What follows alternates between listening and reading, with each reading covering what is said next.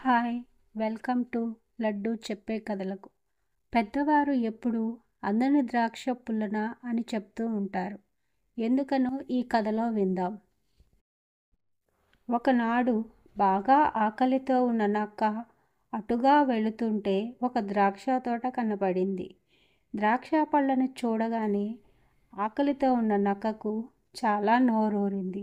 వెంటనే తోటలోకి వెళ్ళి ద్రాక్ష పళ్ళను కోసుకోవటానికి ఎంతో ప్రయత్నించింది.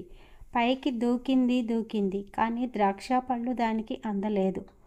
ఇంకా నిరాశ చెందిన నక్క వెనుదిరిగి అవి బహుశా పుల్లగా ఉంటాయేమో అనుకుంటూ వెనుదిరిగి వెళ్ళిపోయింది.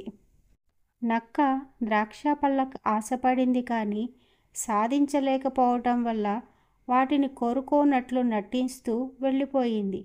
మనం కూడా అంతే, సాధించలేనప్పుడు ఏదైనా కోరుకోనట్లు నటించడం సులభం, లేనిదాన్ని తృణీకరించడం సులభం.